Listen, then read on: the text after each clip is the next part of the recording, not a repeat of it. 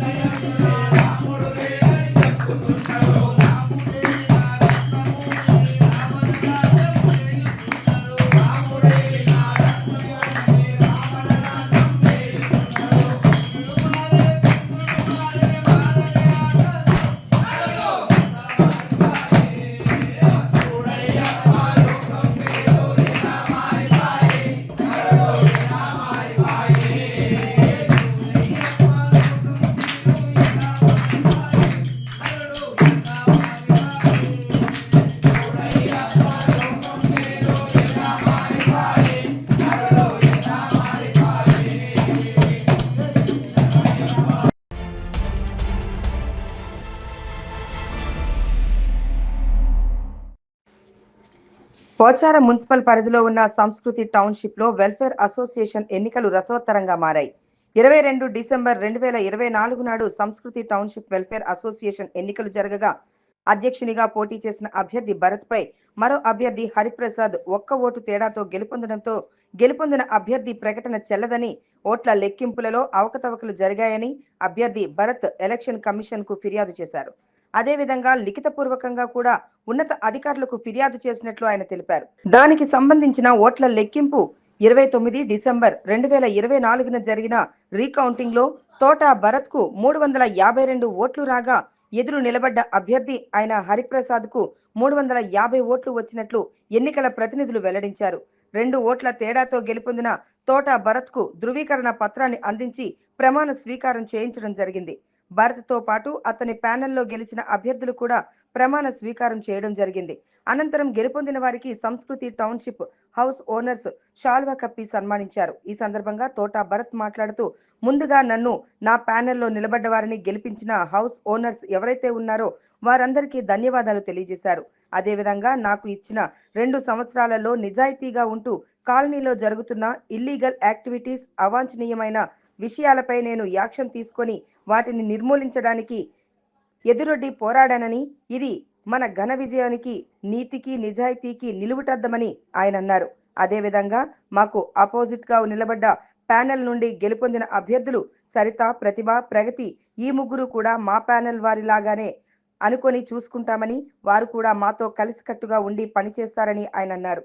ఈ కార్యక్రమంలో భరత్ కు ప్రతి విషయంలో మద్దతుగా నిలిచి గెలిపించిన వారు శ్రీగిరి వెంకట మాధవరెడ్డి, బద్దం వెంకటరెడ్డి, రాజేష్ మాదిరెడ్డి, సామల శ్రావణ్ కుమార్ రెడ్డి మరియు హౌస్ ఓనర్స్ తదితరులు పాల్గొన్నారు. ముందుగా థ్యాంక్ యూ వెరీ మచ్. అందరికీ ధన్యవాదాలు. ఓనర్స్ అందరికీ నా మీద నమ్మకం ఉంచి మరోసారి నాకు వైస్ ప్రెసిడెంట్గా గెలిపించి నాకు అవకాశం ఇచ్చినందుకు అందరికీ నా ధన్యవాదాలు.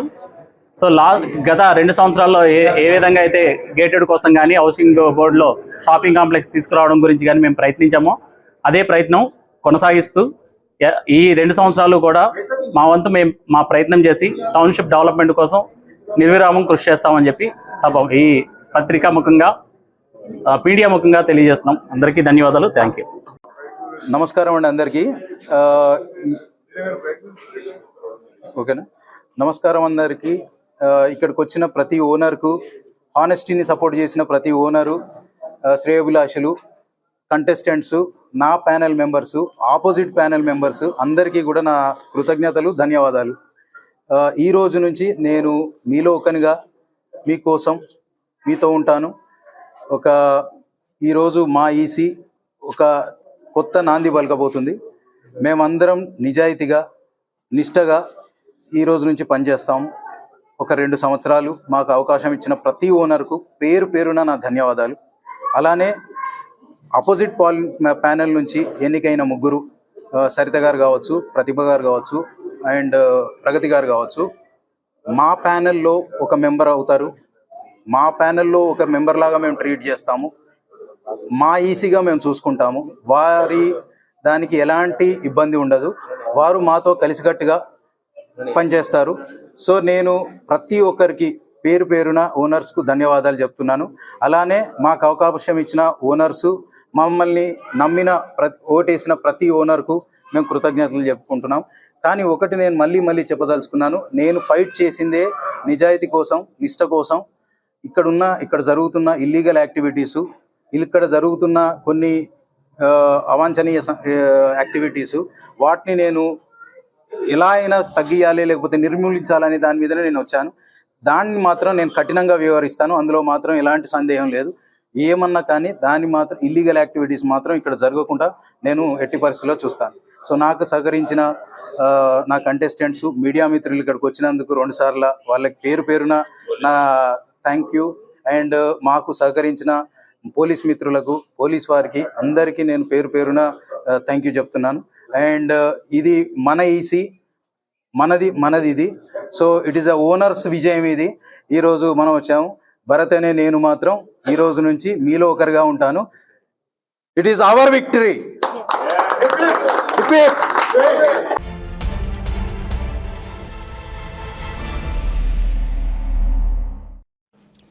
మేడ్చల్ జిల్లా పోచారం మున్సిపల్ పరిధిలో ఉన్న కొర్రెములలో గల ఏకశిలానగర్ ఫ్లాట్ ఓనర్స్ వెల్ఫేర్ అసోసియేషన్ వారు 16 డిసెంబర్ 2024 రోజున మేడ్చల్ మల్కాజ్గిరి జిల్లా కలెక్టర్ ని కలిసి వినతి పత్రాన్ని ఇవ్వడం జరిగింది. ఏకశిలానగర్ ఫ్లాట్ ఓనర్స్ వెల్ఫేర్ అసోసియేషన్ యొక్క ఫ్లాట్ ఓనర్స్ మాట్లాడుతూ, కొర్రెముల పరిధిలో ఉన్న సర్వే నంబర్ 739, 749లో రెసిడెన్షియల్ స్థలంగా 1985 సంవత్సరంలో ప్లాట్లు ఏర్పాటు చేసుకోవడం జరిగిందని, 2006లో బిల్డర్ తప్పుడు పత్రాలు సృష్టించి పాస్ పుస్తకాలు పొందాడని కలెక్టర్ కు చెప్పడంతో పాటు వినతి పత్రాన్ని అందించడం జరిగింది. అదేవిధంగా ఆ స్థలాన్ని మరలా అగ్రికల్చర్ స్థలంగా మార్చకుండా మోసపూరితమైన కబ్జాకోర్లను అడ్డుకొని మా యొక్క ఇళ్ల స్థలాలను యథావిధిగా ఉంచాలని కలెక్టర్ ని కోరడమైంది. ఇక హెచ్ఎండిఏ అధికారులకు, గ్రామ పంచాయతీ, మున్సిపల్ మరియు రెవెన్యూ అధికారులకు మా విన్నపం ఏమిటంటే, Ekashila Nagar plot owners welfare association ప్లాట్లు ఏవైతే సర్వే నెంబర్ 739, 749లో ఉన్న స్థలం అగ్రికల్చర్ భూమి కాదని, 1985 సంవత్సరంలో లేఅవుట్ అయిందని, దానిలో గృహాలు కూడా నిర్మించుకున్నారని, ఇంకా కొంతమంది గృహాలు నిర్మిస్తున్నారని, అదేవిధంగా 739 నుండి 749 సర్వే నెంబర్లలో ఏవైతే ప్లాట్లు ఎల్ఆర్ఎస్ రద్దయినాయో వాటిని మరలా పునరుద్ధరణ చేసుకోవడం జరిగిందని, అదేవిధంగా గ్రామ పంచాయతీ వారు ఈ ప్లాట్లు మీవేనని అనుమతులు ఇవ్వడం జరిగింది. ఈ కార్యక్రమంలో భాగంగా మున్సిపల్ కార్యాలయానికి వెళ్లి ఎల్ఆర్ఎస్ ఎవరికైతే పూర్తయ్యాయో వారికి ఇల్లు కట్టుకోవడానికి అనుమతులు ఇవ్వవలసిందిగా కోరుతామని, అనుమతులు ఇచ్చిన స్థలాలలో ఇల్లు కట్టుకోవడం ప్రారంభిస్తామని వారు తెలిపారు. అదేవిధంగా వారం వారం మా ఏకశిలా నగర్ ప్లాట్ ఓనర్స్ ఎవరైతే 2083 మంది ఉన్నారో వారు వారం వారం 100 నుండి పెరుగుతూ వస్తూనే ఉన్నారు. ఇంకా మొత్తం 2083 మంది మూకుమ్మడిగా వచ్చే వారానికి అందరి సహకారంతో ఈ సమావేశాన్ని కొనసాగిస్తామని వారు అన్నారు. ఈ సమావేశంలో Ekashila Nagar plot owners welfare association అధ్యక్షుడు మాణిక్యాలరావు, కార్యవర్గ సభ్యులు శివారెడ్డి, మాటూరి రవి, శ్రీనివాసాచారి, సుభాష్ చంద్రబోస్, ముత్తారెడ్డి, వెంకటేష్ నాయక్, రమణారెడ్డి, సోమ్లా నాయక్, బాలరాజ్, ధర్మేందర్, గోవర్ధన్ రావు మరియు ప్లాట్ ఓనర్స్ అసోసియేషన్ సభ్యులు పాల్గొనడం జరిగింది. వారం నుంచి అందరూ వచ్చిందంటే ఇప్పటి వరకు 500-600 మంది అయింది. ఎదుటోడు ఏ ఆఫీసర్ అయినా ఏ ఆర్డర్స్కు భయపడతలేదు. ఇప్పుడు కంటెంప్ట్ ఆఫ్ కోర్ట్స్ కూడా ఎన్నో వేశాం మేము, దానికి కూడా భయపడరు వాళ్ళు. ప్రజాబలాన్ని చూసి భయపడతారు.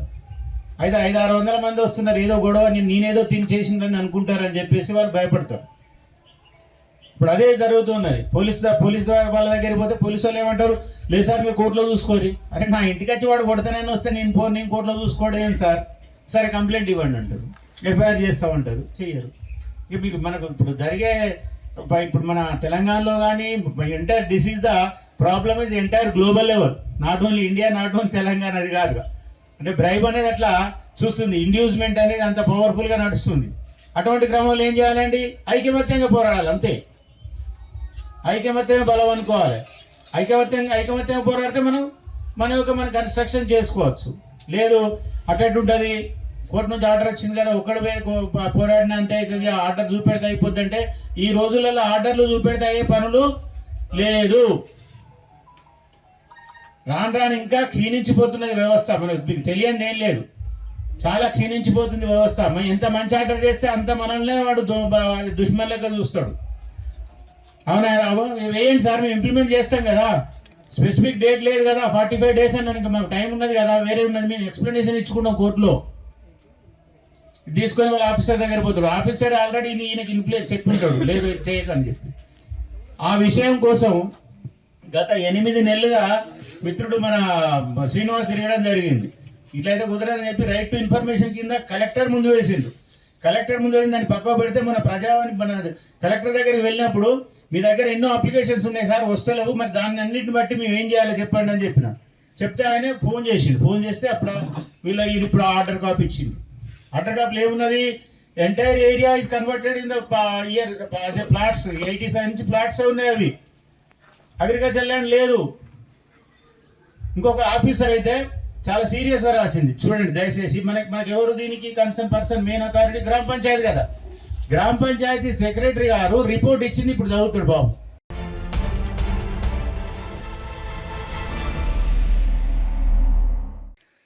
మేడ్చల్ జిల్లా గుండ్లపోచంపల్లి మున్సిపాలిటీ పరిధి కండ్లకోయ గ్రామ పరిధిలోని సాయిగీత ఆశ్రమంలో ఆదివారం 60వ సర్వదోష నివారణ మహాయజ్ఞం భక్తి శ్రద్ధలతో వైభవంగా జరిగింది. వేద మంత్రాలతో పండితులు బాబా గారికి పూలాభిషేకం నిర్వహించారు. అతిథులను బాబా సన్మానించారు.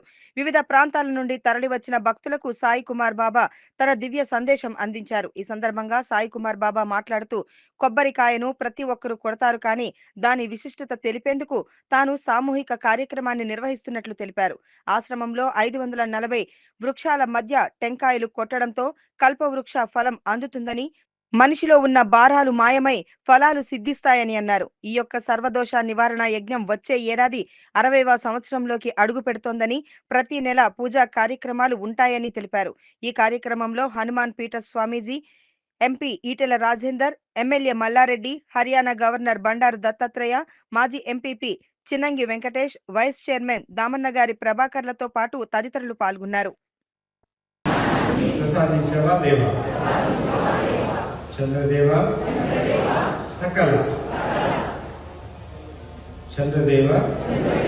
సకల పనులకు చల్లదనాన్ని అందజేసినట్టుగా మాకు శాంతిని ప్రసాదించవా దేవా.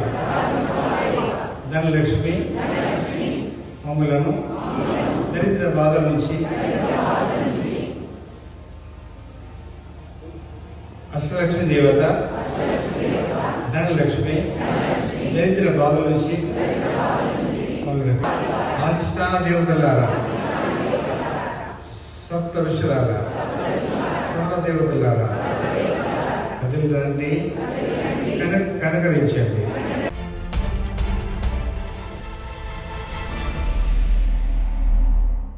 విద్యార్థుల్లో పఠనాశక్తి రోజు రోజుకు తగ్గిపోతుందని, పఠనాశక్తి పెంపొందించడం కోసం విద్యార్థులకు పద్య పఠనం, భాగవత, రామాయణ, ఇతిహాసాలకు సంబంధించిన అంశాలపై పరీక్ష పోటీలు నిర్వహించినట్లు రంగంపేట ఆశ్రమ పీఠాధిపతి శ్రీ శ్రీ శ్రీ మాధవానంద సరస్వతి స్వామి తెలిపారు. మెదక్ జిల్లాలోని కొల్చారం మండలం రంగంపేటలోని శ్రీ మదనానంద ఆశ్రమంలో ఆరాధన మహోత్సవాలు జరుగుతున్నాయి. సోమవారం జరిగిన కార్యక్రమంలో స్వామివారు మాట్లాడుతూ విద్యార్థులలో పఠనాశక్తి పెంపొందించడం కోసం మండల స్థాయిలో అన్ని పాఠశాలల్లో విద్యార్థులకు పద్య పఠనం, భాగవత, రామాయణ, ఇతిహాసాలకు సంబంధించిన అంశాలపై పరీక్షా పోటీలు నిర్వహించినట్లు మాధవానంద సరస్వతి స్వామి తెలిపారు. ఇలాంటి పరీక్షల వల్ల విద్యార్థుల్లో పఠనాశక్తి పెంపొందడంతో పాటు హిందూ సంస్కృతి, సంప్రదాయాలు, పురాణ ఇతిహాసాలపై అవగాహన ఏర్పడుతుందని అన్నారు. ఇలాంటి కార్యక్రమాల నిర్వహణ వల్ల భవిష్యత్తు తరాలకు మన సంస్కృతి, సంప్రదాయాలు చెప్పిన వారమవుతామన్నారు. అందుకోసమే మండల స్థాయిలో అన్ని పాఠశాలల్లో విద్యార్థులకు పద్య పఠనం, రామాయణ, భాగవత, ఇతిహాసాలపై స్వల్పరూప ప్రశ్నలతో పరీక్షా పోటీలు నిర్వహించినట్లు తెలిపారు. ఇలాంటి కార్యక్రమాలు ఇక ముందు కూడా నిర్వహించనున్నట్లు తెలిపారు. మండల స్థాయిలో ప్రథమ, ద్వితీయ, తృతీయ బహుమతులు పొందిన విజేతలకు, పాఠశాల స్థాయిలో ప్రథమ, ద్వితీయ స్థానాలు పొందిన విద్యార్థులకు ప్రశంసా పత్రాలను మాధవానంద సరస్వతి స్వామి చేతుల మీదుగా అందజేశారు. ఈ కార్యక్రమంలో నాచారం పీఠాధిపతి మధుసూదనానంద సరస్వతి స్వామి, ప్రముఖ సంస్కృత పండితుడు దోర్బల ప్రభాకర్ శర్మ, కొల్చారం ఎంఈఓ సత్యనారాయణ, విశ్రాంత ఉపాధ్యాయులు ప్రభు, లింగం తదితరులు పాల్గొన్నారు.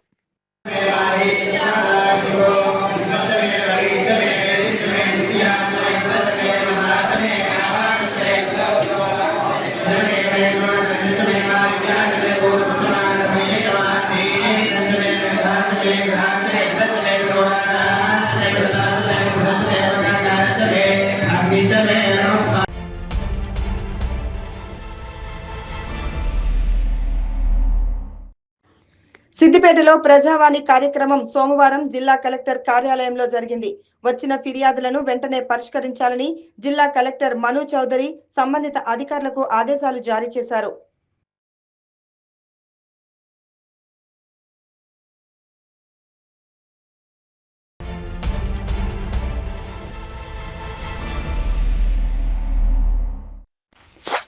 సంగారెడ్డి జిల్లా ప్రజావాణి దరఖాస్తులను సకాలంలో పరిష్కరించాలని సోమవారం కలెక్టరేట్ సమావేశ మందిరంలో జరిగిన ప్రజావాణికి వివిధ ప్రాంతాల నుండి వచ్చిన ప్రజలు అర్జీలు, ప్రజా వినతులను అదనపు కలెక్టర్ చంద్రశేఖర్, డిఆర్ఓ పద్మజ రాణి గార్లతో కలిసి స్వీకరించారు. ప్రజావాణిలో దరఖాస్తులు రాగా వివిధ శాఖలకు చెందిన అర్జీలను సంబంధిత శాఖ అధికారులకు పంపించి పరిష్కరించాలని అధికారులకు ఆదేశించారు.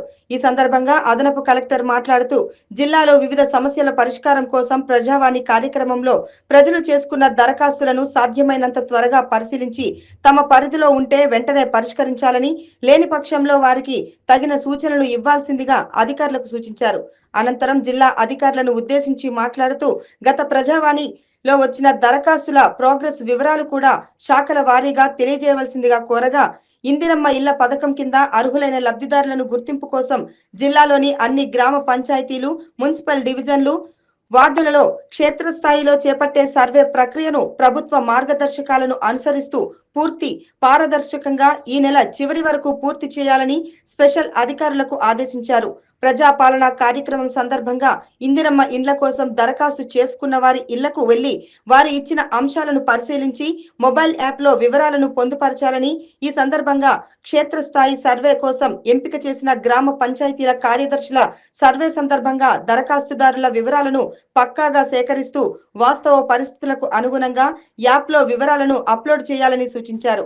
ఎలాంటి వివాదాలు, అవకతవకలకు తావు లేకుండా సర్వే ప్రక్రియను నిజాయితీగా, నిబద్ధతతో చేపడుతూ గడువులోపు పూర్తి చేయాలని సూచించారు. ఈ సమావేశంలో జిల్లా అధికారులు తదితరులు పాల్గొన్నారు.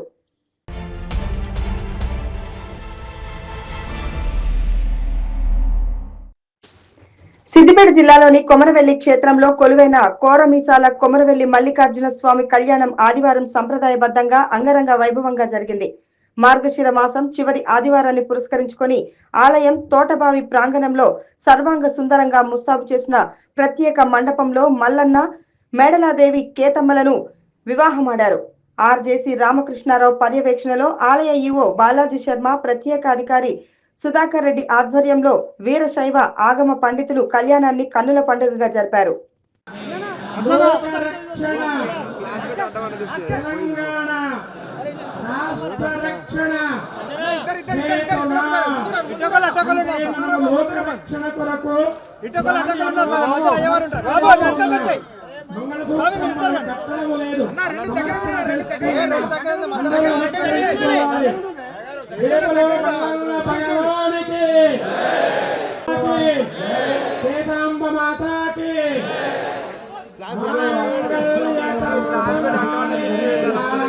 लोक रक्षण हेतुना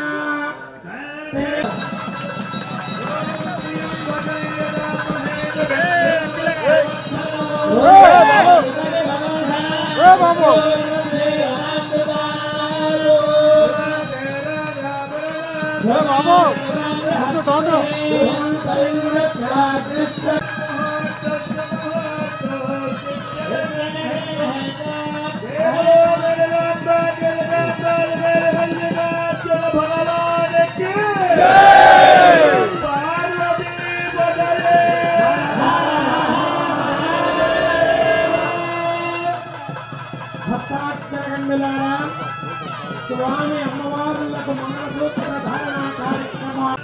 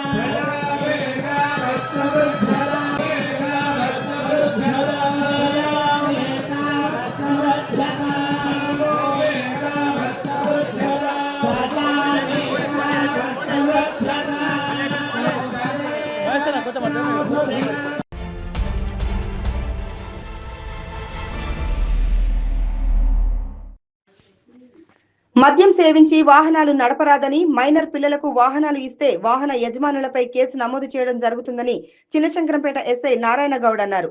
చిన్నశంకరంపేట మండల కేంద్రంలోని స్థానిక పోలీస్ స్టేషన్లో ఏర్పాటు చేసిన మీడియా సమావేశంలో ఆయన మాట్లాడుతూ, జిల్లా ఎస్పీ ఆదేశాల మేరకు డిసెంబర్ 31వ తేదీ డ్రంక్ అండ్ డ్రైవ్ నిర్వహించడం జరుగుతుందని, మద్యం సేవించి వాహనాలు నడపరాదని, డిసెంబర్ 31 వేడుకలు సంతోషకరమైన వాతావరణంలో జరుపుకోవాలని, డీజే సౌండ్ ఏర్పాటు చేసిన మద్యం సేవించి వాహనాలు నడిపిన వారిపై చట్టపరమైన చర్యలు తీసుకోవడం జరుగుతుందని ఆయన హెచ్చరించారు.